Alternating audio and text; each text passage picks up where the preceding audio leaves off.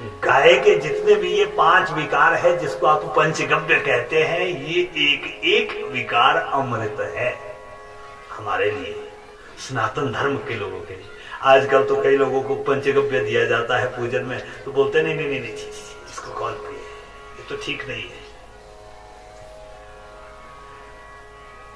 लेकिन पंचगव्य का प्राशन आपके हड्डियों में भी जो संस्कार लगे उनको भी दूर करता है। यत त्वक, जो आपकी त्वचा में है, अस्थि जो आपकी हड्डियों में है, जो पाप लगा हुआ है, उसको दूर करने के लिए है। इसलिए पंचगव्य का प्राशन बड़ा महान है। यत अगस्ते गतम पापम देहे तिष्ठति तावके प्राशनात् पंचगव्यस्य दहत्यग्निर्विंधनम। जिस तरह से अग्नि सारी की सारी लकड़ियों को जला करके भस्मसात कर देती है, वैसे ही हमारे भी अंदर जो त्वचा में, चमड़ी में, हड्डी में कोई पाप लगे हुए हैं, उनको पंचगव्य नष्ट कर देता है। इसलिए भोजन बढ़िया से करिए। भोजन कर रहा था मल्लाह,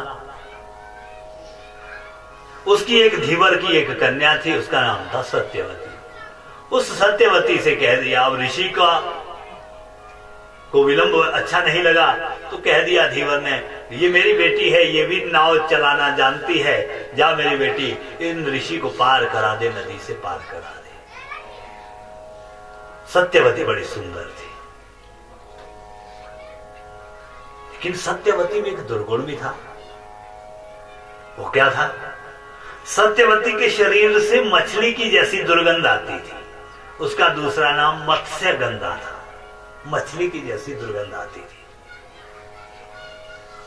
अब जाने लगे, रूप बड़ा सुंदर था। ऋषि तपस्या करके आए थे। ऋषि ने संयोग करना चाहा सत्यवती से, कहा देवी हम आपसे संयोग करना चाहते हैं। महाराज ये संभव नहीं है, दिन में संयोग उचित नहीं है, मैं कन्या हूं, मेरा कन्यत्व नष्ट हो जाएगा, इसलिए भी उचित नहीं है। और तीसरा, महाराज मुझसे बड़ी दुर्गंध आती है, आप तो ऋषि है, तपस्वी है, आप हमसे संयोग क्यों करना चाहते हैं? ऋषि ने कह दिया, आपसे संयोग इसलिए करना चाहता हूं लोक कल्याण के लिए। आपके गर्भ से जो बच्चा पैदा होगा वो भगवान का अवतार होगा, इसलिए। तो महाराज मेरी 3 शर्तें हैं, इसको पहले ठीक करिए।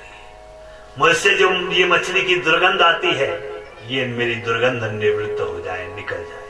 हो जाएगा देवी। महाराज मैं कन्या ही रहनी चाहिए, मेरा कन्यत्व नष्ट नहीं होना चाहिए, मैं कन्या की तरह ही रहूं, ऐसा वरदान मुझे दीजिए। ये भी हो जाएगा। संसार में एकमात्र नारी ऐसी है, सत्यवती है, जो संयोग के उपरांत भी कन्यत्व को प्राप्त हुई है। ये महान नारियों की गाथा है।